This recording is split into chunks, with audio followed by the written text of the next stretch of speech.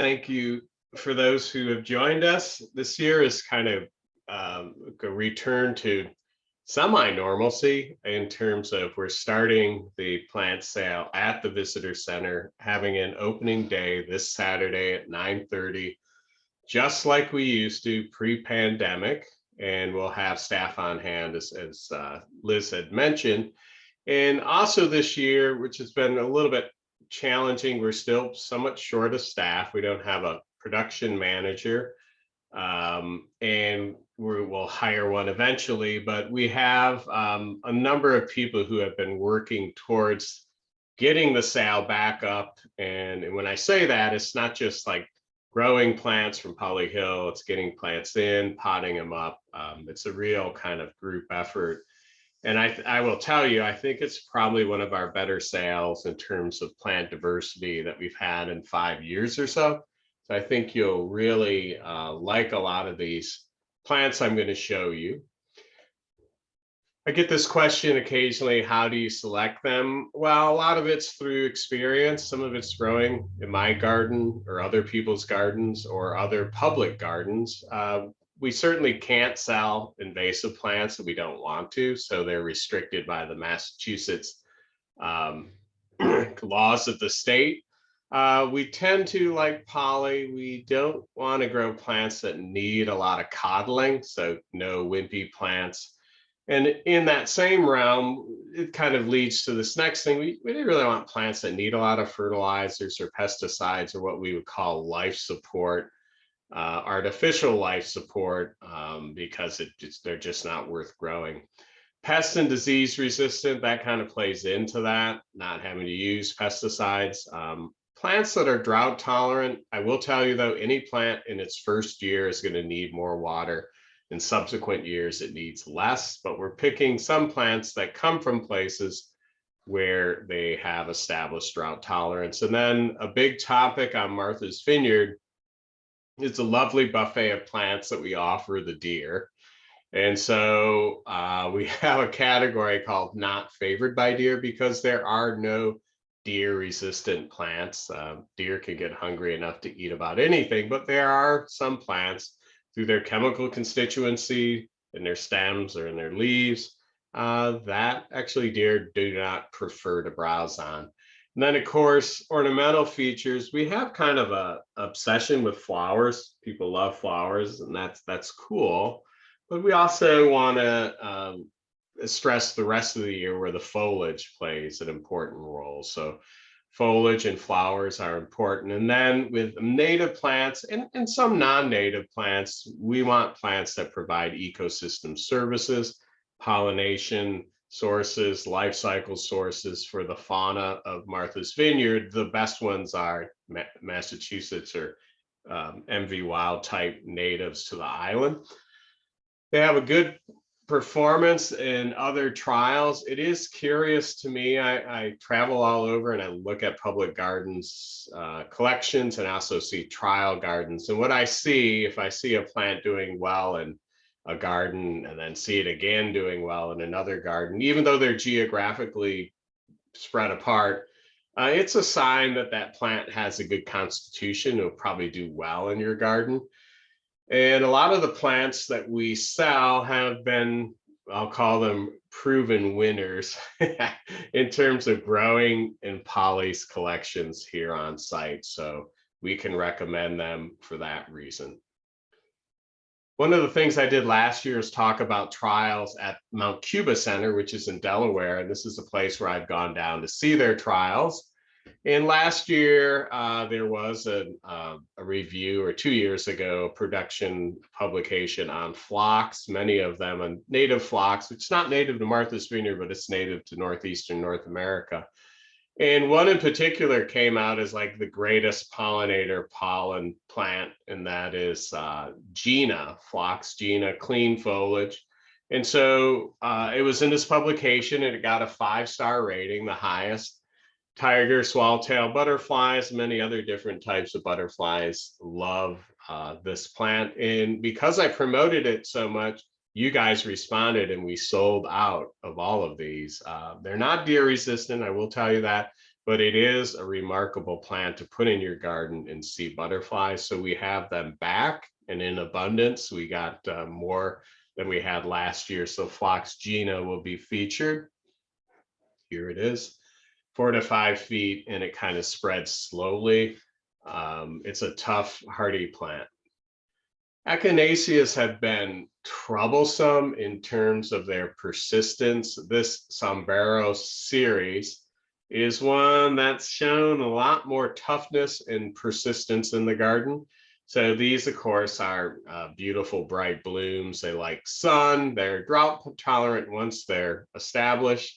And this particular group or this series tends to be more perennial, where a lot of Echinaceas, when they're hybrids or tissue culture produced, don't seem to stand up year to year. We have a lot of Baptisias this year. I think we have 5.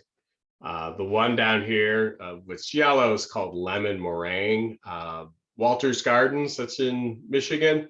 They produce some big plants, and we have them in pretty good sized pots. These are native, the species in North America. There's about 8 or so that are used in plant breeding. Oftentimes they're hybridized. They have a root system that equals or doubles the size underground that you see above ground. So these are kind of shrubby kind of perennials that get up to 3.5 to 4 feet, and the root systems can go down to like 8 feet. So it's a tough, long-lived perennial plant. These are Baptisias, different cultivars. They're very beautiful. A native plant that I really like that is not well known in many areas is the Pachysandra. We think of that. We think of the Asiatic one called terminalis. This is called Allegheny Spurge, and it's native to North America, the Northeast, and it has these beautiful early flowers that you can see on the left. This is from the Arboretum just like a month ago, and then produces this kind of beautiful scallop green foliage. It's a super tough ground cover, and it's a weed barrier. It's tough. The plant, actually, the flowers are very fragrant. So this is a winner. Last year I promoted it and it sold out, and some people said, hey, why do you talk about plants you don't have? But we have it back, so shop early, shop often. It will sell out. It's a great woodland kind of garden plant. This is a plant I saw last year in a friend's garden in the Delaware Valley. It's a New England Aster, and it's a selection called Grape Crush, and it really does have these densely packed dark purple flowers with really clean foliage with no mildew problems. And it's just beautiful in the fall. It's kind of a shrubby thing. It spreads pretty wide, like almost 4 feet.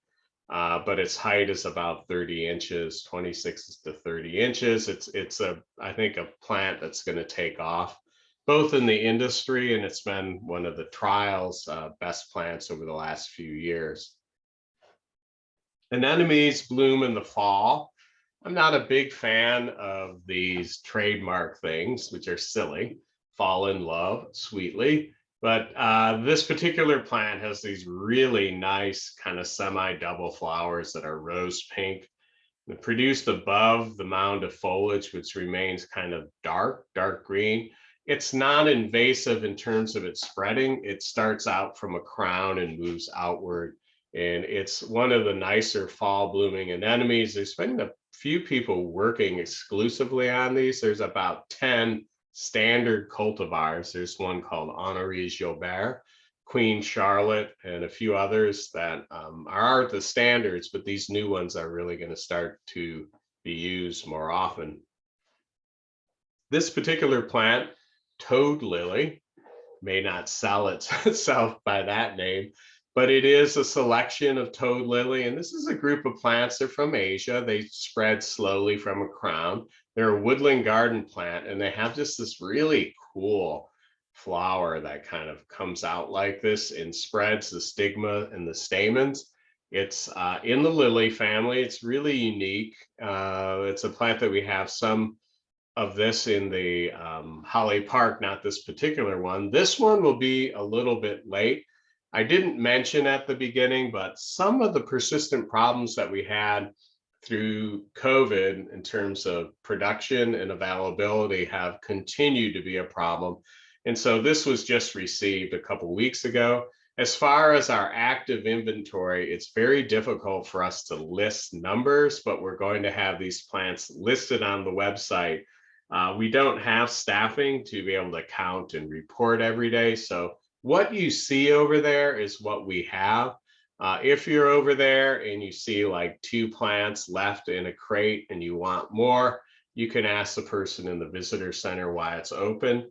But for the most part, it's very difficult for us to immediately answer questions because I mentioned we just don't have the staff at the moment. I like Shasta daisies. I'm kind of old fashioned. This is a newer release called Banana Cream, and it's one that has what I feel is like a nicer color. It's kind of a lemony, a butter yellow color that turns to cream and a larger flower. It's a little bit shorter. It spreads from underground. So this is something that blooms late in the year.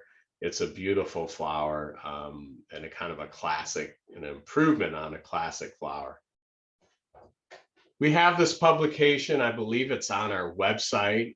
We also have it printed out and available at our visitor center, and it's about plants that you can grow that are less favored by deer. It doesn't mean they're resistant, but this is something we've kind of looked at throughout the years. It's our #1 question in the visitor center, like what are plants we can use. Of course, we deer spray here a lot of our woody plants. We have 50 deer per square mile, which is obscene.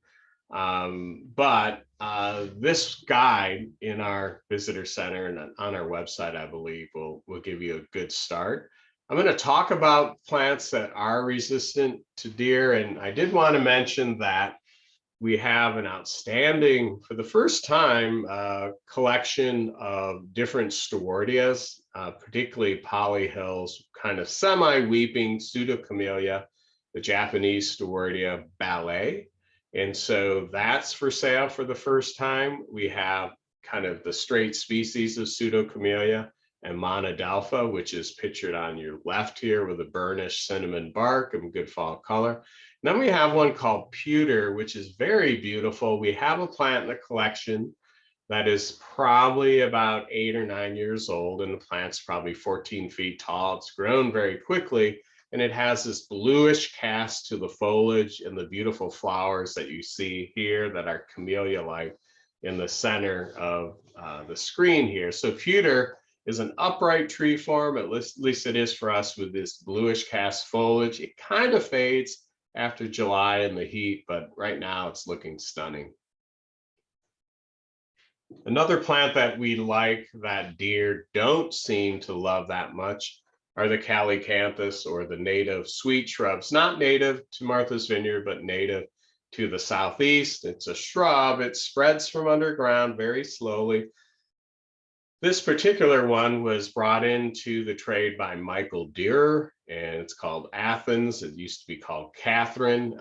It's a fragrant plant with these kind of apple jade flowers that are kind of yellowy green, really beautiful, dark green foliage. And the deer, as I mentioned, just don't seem to eat them. Our plant here, we've cut back after it was kind of lanky, and it stays about 5 feet with a 4-foot spread. This is a shrub, and it's called the sweet shrub, and it has an amazing fragrance. The typical sweet shrub has a darker flower, maroon color. This year we have, I think, the best of the Coralopsis. This is the one that you could conceivably keep under a window or a foundation. It's the smallest of the different Coralopsis. They're all from Asia, and it's called winter hazel. This particular one, buttercup winter hazel. It's my #1 favorite out of all the group. It has kind of horizontal foliage, profusion of pale rose, primrose, bell-shaped flowers, and they come out before the foliage, and they come out late April, early April, some years, and they persist for quite a few weeks. They also have very good yellow fall color, and deer do not seem to favor them. So this is Coralopsis passiflora. I've been waiting for a long, long time to get a hold of this plant, and we have it now. This is a plant I put in that same category, deer resistant. This is actually a plant that's related to blueberries. It's in the Ericaceae family, and it's called Enkianthus or White Enkianthus perulatus. My favorite out of all the Enkianthus have maybe 12 species total. There is a publication available on our website that Tom Clark, Eric Sue, and Koen Camelbeek had produced about Enkianthus in cultivation. It's a really interesting read. Polly Hill, the Arboretum, has what we believe to be possibly, we're pretty sure, the national champion of Enkianthus, which is in bloom right now in the playpen. It's a stunning plant. It's a different species. It's called red-veined Enkianthus campanulatus. This one, you can see this pictured on your left in full flower. That plant right there is about 40 years old or 50 years old. So it's grown out to about 12 feet in height, but that's after several years. This is really an outstanding small, kind of smaller Enkianthus. And I don't have a photo of it, but the fall color of this plant is probably a top 10 in my book, just shrieking dark maroon colors, and then it turns bright red like a burning bush actually when it's about to drop its leaves. Loves acidic soils, deer resistant, drought tolerant after established. It's a remarkable plant. Let's switch to some perennials that are not favored by deer, and this is one called Calamenta nepeta. This is a plant that Laura and I have been growing for 30 years in our garden. It has about a 3-week, sometimes almost to a month bloom period. It's easy to grow. It's not bothered by deer. It does like sun, well-drained soil. Hummingbirds seem to like it. It does not reseed. It kind of stays low and spreads to about 2 feet, at least in our garden. It's a good plant for the front of the border, and you can put things behind it. It's got these kind of soft white flowers that have a little bit of a lavender cast later on as they go over. You can cut this back after it flowers, and it will flower again some years. It really is like a top 10 perennial plant in our garden. We've always used it. This is a cultivar called Montrose.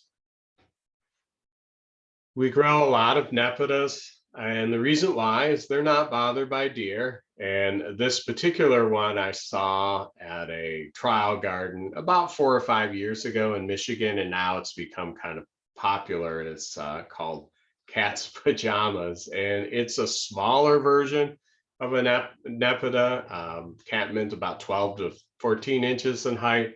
It does grow horizontally to about 18 to 20. Again, this is another plant that looks really good in amongst perennials, grasses, ornamental grasses, but at the front of the border.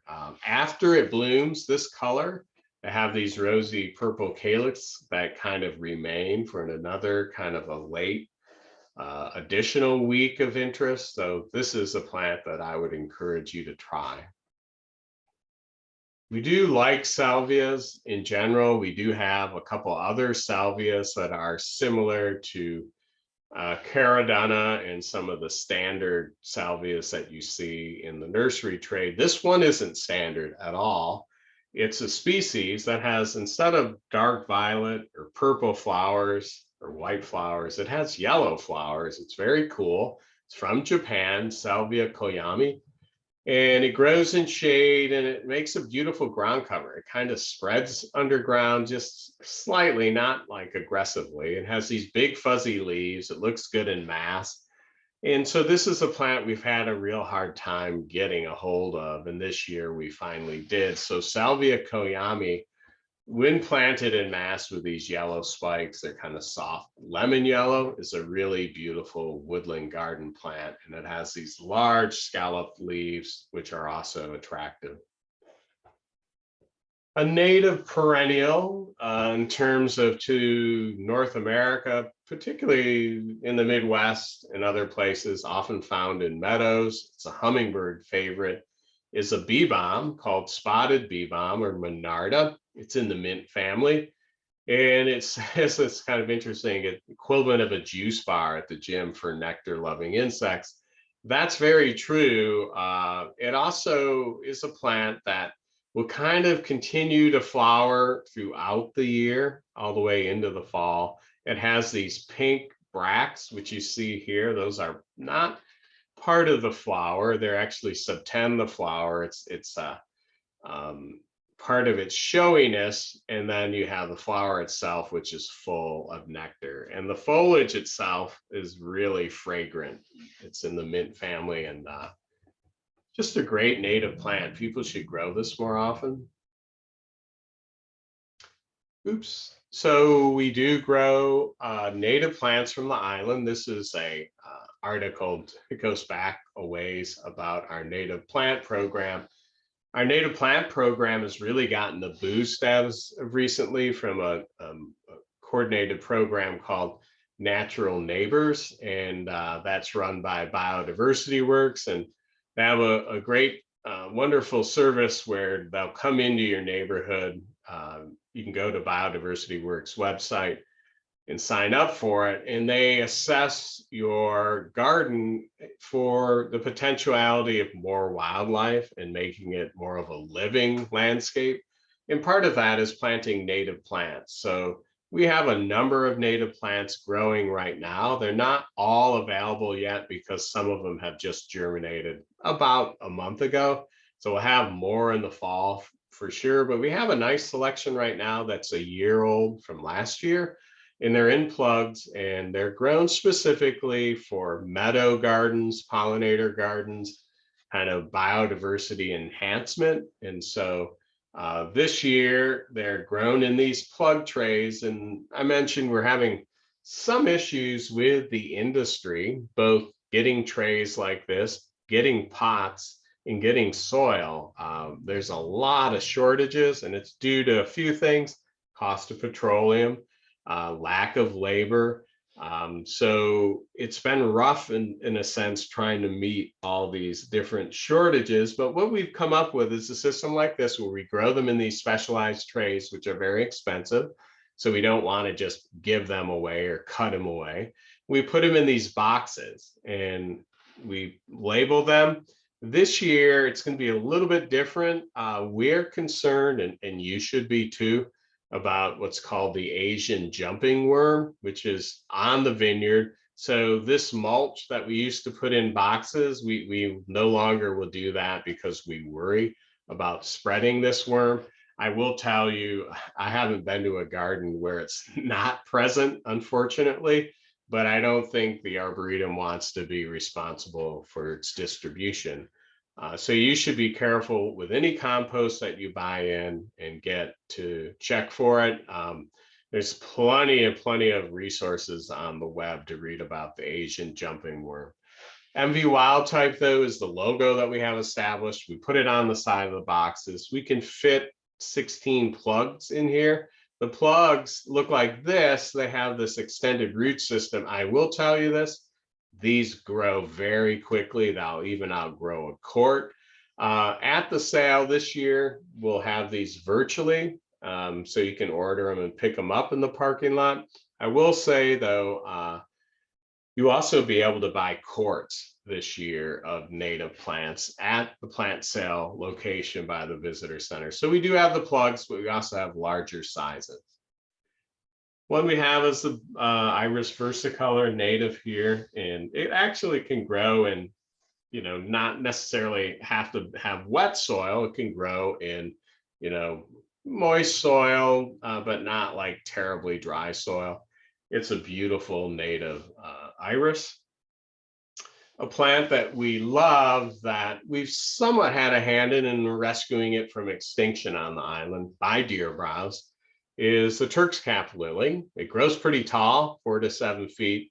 It grows and spreads horizontally, and it can spread quite vigorously if it's happy. It likes a moisture soil. It's the tallest of all the Native American lilies, and it has this beautiful nodding bell-shaped flower. It's extraordinary. This is a story in meristems. If you're a member, which you should be because you'll get a discount at Poly Hill, you'll get our newsletter. And the newsletter goes into the differences in the lilies on the island. Only 2 that are native, superbum, that's just pictured here on the right. This is taken at Poly Hill. And it's pictured in the middle in terms of this illustration. On your left is Lilium philadelphicum, the wood lily, and that is occasionally for sale. These lilies take about 4 years to get up to size to sell them. And so they're a little bit more pricey. A plant that deer don't eat, like the lily, is Aquilegia canadensis. If you're coming into the plant sale on Saturday, you'll see mounds of this growing. This was only found in a couple spots on the vineyard, and we collected it and grew it from seed. It's quite easy to grow from seed. In fact, once you put it in your garden, it will start to seed around. It's not hyper aggressive. It's one of the first perennial plants that hummingbirds come to. It can take full sun to part shade. It's clumping. Just a stunning plant. You should be growing this.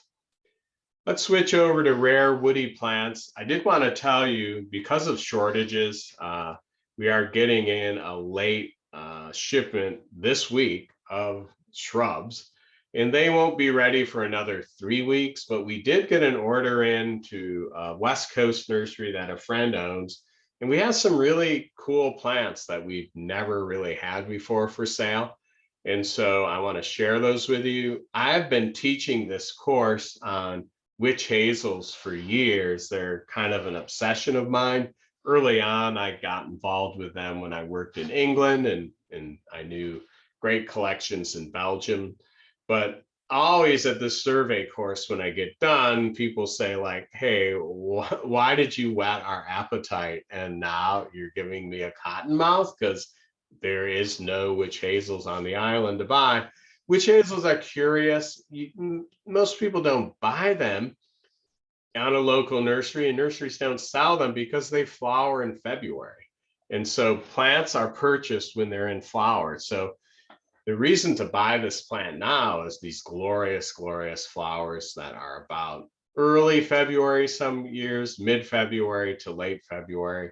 This is Pallida, one that is in our collections and one we're selling this year. How are they produced? Well, they're grafted onto a rootstock, and those beautiful scions, which are the selection that show the flowers, are stunning, but they're grafted just like this.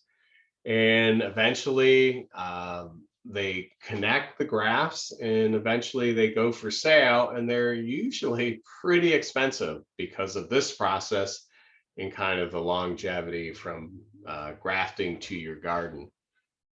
Well, this year we have kind of the old torchbearer, Arnold Promise, selected at the Arnold Arboretum, which is more of a vase-shaped habit, very floriferous, and incredibly fragrant too. I forgot to mention that. These winter hazels, or I shouldn't call them that, I'm sorry, Witch-Hazels, are really wonderful for more than one season. So this one flowers in mid to late February. It's one of the later ones, 12 to 15 feet in height, same in the spread. They like some sun, full sun if you have it, to part shade. They're hardy. This is Arnold Promise, one of the better ones, but this has been surpassed by a few others. Jeana is a wonderful plant that comes from Belgium, Coneflower Arboretum to be exact, in Belgium. And this is one of my favorites because it has kind of a two-tone color to the flowers. It's kind of like this orange kind of color or dark color here, and then it spreads out to kind of a copper color. So this is one of my favorites. Flowers here mid-February. We have some big plants of it. The fall color on this is beautiful, orange to orange red. This isn't a great picture of a better plant than it's depicted here. It's called Diane, another one from the De Belders in Belgium, and it's known for its very fragrant flowers, really good fall color, and it blooms here. We have it right around the third week of February. It says here perhaps the finest red flowering form. It has been surpassed by others more recently, but it's still a very beautiful plant. And just, you know, it's incredible we have them finally for sale. They're not that expensive. They're small grafted plants that grow quite quickly. They do need to be caged from deer for the first few years of establishment. Pallida, which is in our collections, that first slide I showed you, is Pallida. That's what it looks like really in full sun, very fragrant. It used to be considered the very best, and now there's other yellows that are catching up to it. Another just wonderful, incredibly fragrant winter blooming shrub. So I encourage you, this is kind of a rare opportunity to buy Witch-Hazels. We have 4 cultivars. We also have the common Witch-Hazel. These are from seeds from Chilmark, collected here on the island. We have some very nice plants of common Witch-Hazel in our MV Wild Type program. Well, this year we went over to Holly Park and the fireplace area here at Polly Hill and collected a lot of seed of bottle brush buckeye. And my goodness, it actually germinated. So we have a lot of these now. This is really one of North America's finest plants. It says deciduous shrub. It has a shrubby habit, but it gets pretty tall, 8 to 12 feet tall. It suckers. It's not like an invasive suckering plant. It suckers from the inside out. It forms a massive colony with these dark green palmate compound leaves. And then eventually in the fall, they turn yellow, but they have these bottle brush, long, foot-long flowers that look like a bottle brush that are just stunning. And it's remarkable. This is over at the fireplace to see. We think of hummingbirds always going after red flowers or orange flowers, but they like tubular flowers of any type that are full of nectar. So this is a great screening plant if you wanted to screen your neighbor. It does need protection from deer for the first few years, but it will start spreading. Our plant is no longer protected from deer. It's just happy to grow here on its own. For those of you who were here for Arbor Day, we gave away one of my, I always say this, top 10 native trees, but I'm not sure I can even create a category like that because I love so many of them. This is the Carolina Silverbell, and this is why it's called that. These white flowers that hang downward with these boss of stamens that are clumped together. They're 5 petals. It's just a glorious plant. It's done flowering this year already. It flowers on previous season wood, so it sets its flowers in the fall, and then it just opens, and it passed about 2 weeks ago here. They can be pinkish in color. The ones we have are the straight species, Carolina Silverbell. It's a multi-stem tree. I love magnolias. I don't have room for a lot of them. And this is one where you probably will do okay if you don't have much room. It's very unusual in terms of putting this into what I would call the yellow flowered magnolias. It does come from a yellow flowered form crossed though with a form that usually has pink flowers or a species called stellata. So this is a multi-petaled kind of yellow, soft yellow flowering magnolia that is smaller, about 15 to 20 feet in spread, and tops, you know, here our tree's like 20 feet, but it's old. And it was one of Holly's favorite. It says right down here, a choice plant, too little known and used. This is really worth getting. It does also have a very kind of nice little fragrance to it. It's a beautiful, beautiful tree. A shrub, a group of shrubs, I should say, are the Fothergillas. They're in the witch hazel family. They're called witch alders. They have a number of cultivars of them. This particular one, Mount Airy, was from Mount Airy Cemetery in Ohio. It's selected by Mike Durr and some others. It's a colonizing shrub about, I would say it's bigger than 3 to 5 feet in height. I give it like 7, 8 feet, 3 to 5 feet in spread. It spreads even wider than that. It is got these glorious flowers which have passed. When you're looking at our plants at the plant sale this year, they were so floriferous, the old flower heads are on them and haven't fallen off, so they don't look so great. But when they were in flower 2 weeks ago, it was overwhelming, the smell at the nursery. They're just glorious. It's a tough North American native plant. You can use it as a background shrub, or just use it under the foundation of your house. It can easily take pruning. It's well worth it. All right, we're switching it up here. This year, for the very first time, I got enchanted with growing some container plants. And this is one I saw in a gravel garden in Philadelphia. It's an annual plant, so this is a departure for us. It's called sea cabbage, Senecio candicans, angel wings. And one of my coworkers pointed out that actually Senecio rhymes with Benicio.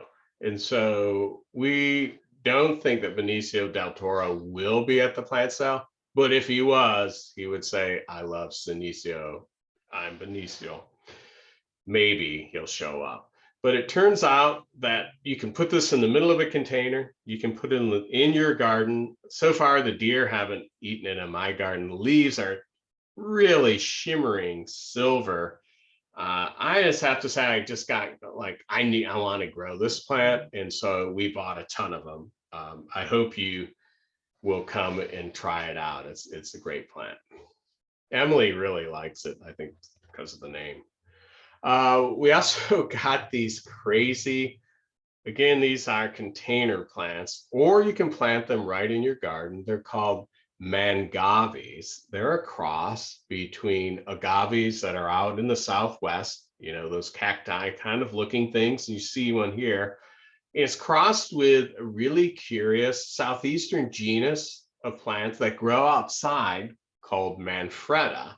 So a guy that I know at Walter's Gardens, the plant breeder, Chris, he crossed these two, and they have become very popular as a container culture plant or grown right in the garden. So what I did is I put it in my gravel garden, and then I dug it up, probably, I think it was like early October, and I put it in a container, and it makes a wonderful house plant. If you just put it on the south side window or a western window, it's a great house plant. It's a single container plant.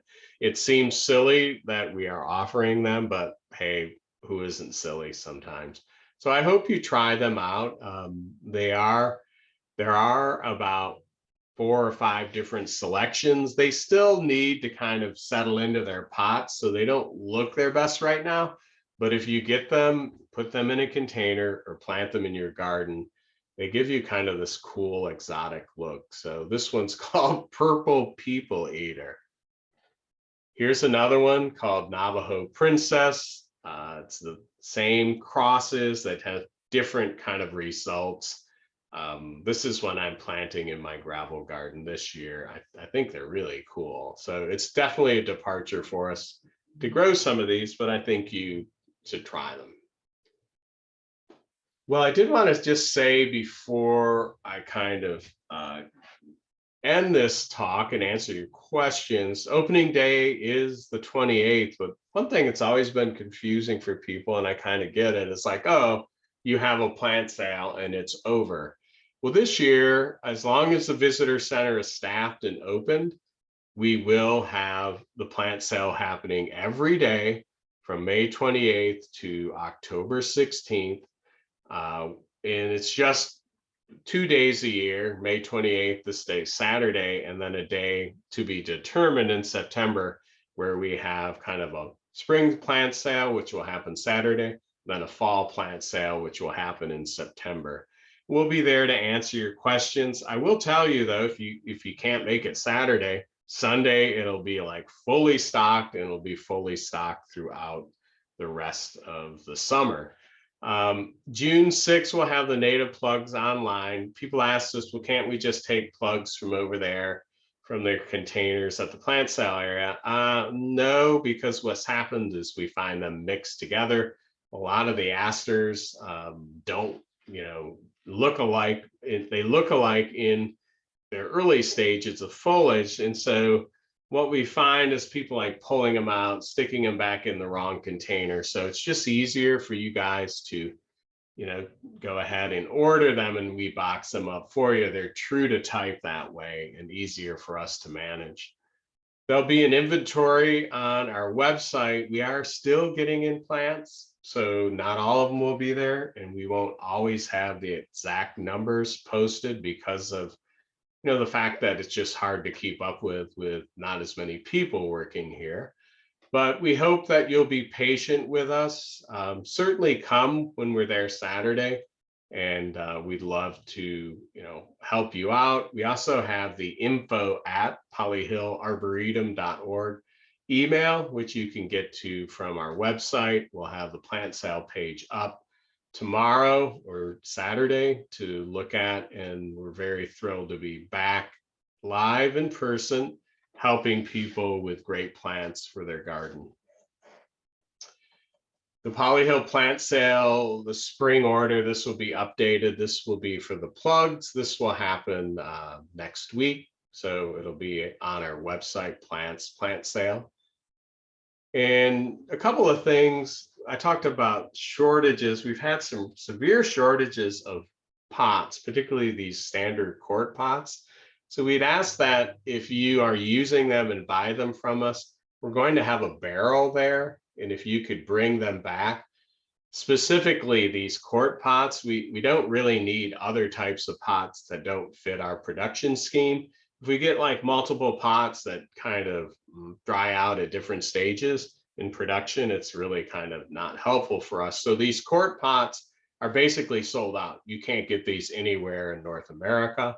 So we'd like to reuse them again, and there'll be instructions at the plant sale on how to return them.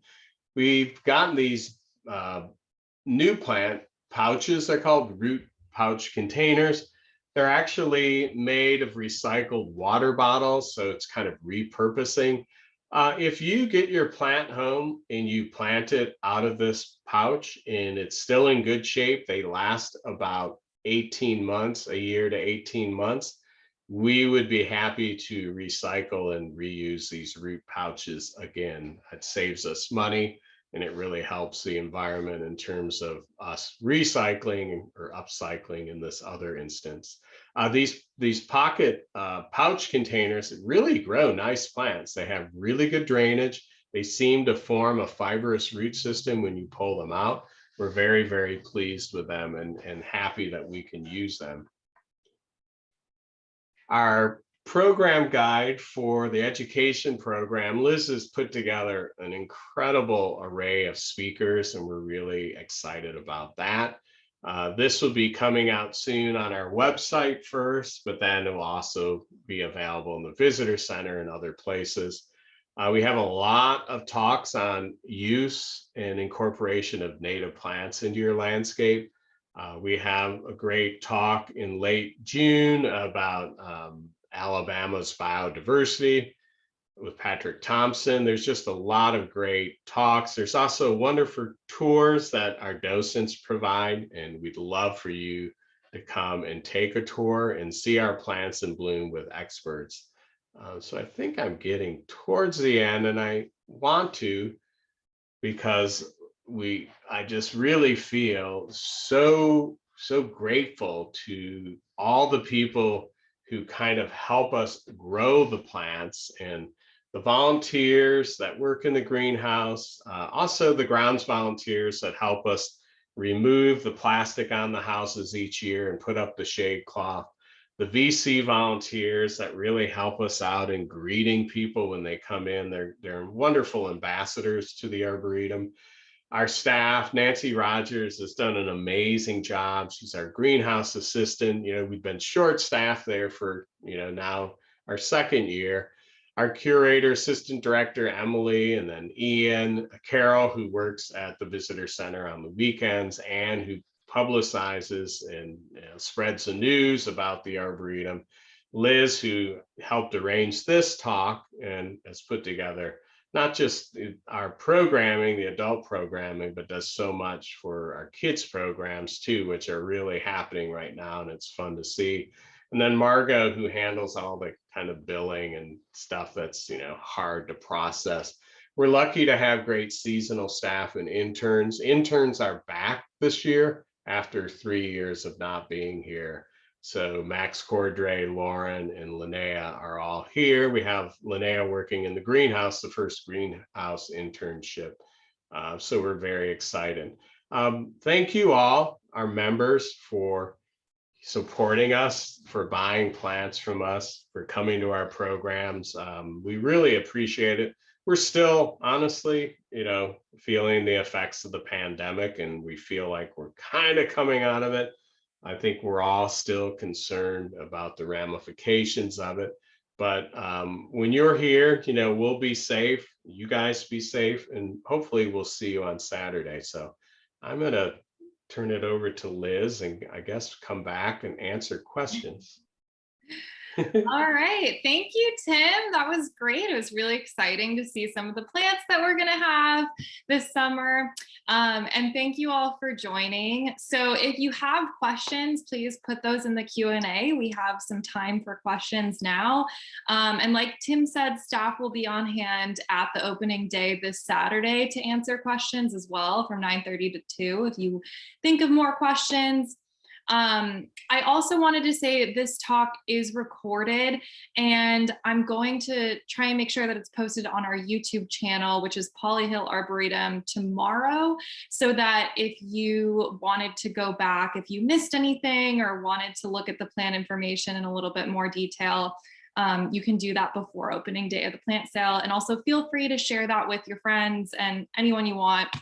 All right, so the first question someone had asked, which is really kind, do you want pots from other places?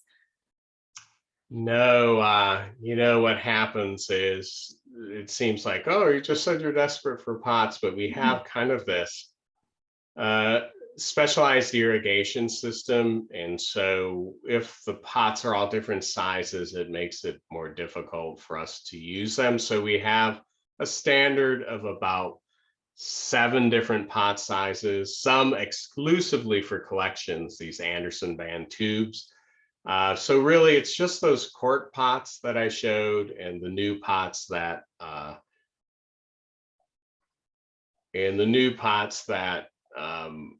showed you, those root pouch pots. They're important for us to recycle. But thank you for your inquiry. That I know other gardeners are in need of them, and not to pass on pots to other places. I did notice that Mike at Heather Gardens has a pot giveaway at the front entrance of Heather Gardens, where people who are growing a lot of different things and can't get pots, that might be a place to inquire about. But thank you, Kate, for that offer.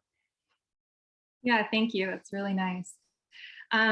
So I don't see any other questions at the moment. If you have a question, if you want to put that in the Q&A in the next couple of minutes. Otherwise, please come to our opening day of the plant sale on Saturday and we can answer your questions then. Also, thank you, Tim, for having our email up there. If you also have questions in the meantime, feel free to send them to info@polyhillarboretum.org. And you can check our website calendar for upcoming events. I know Tim mentioned the program guide. All of the events for June should be up there. And then more events for the summer will be coming out, as well as the program guide. So Thank you everyone so much for joining, and thank you, Tim. And we hope to see you all soon at Poly Hill for the plant sale. Thanks, Liz. Thanks, everybody. See you Saturday.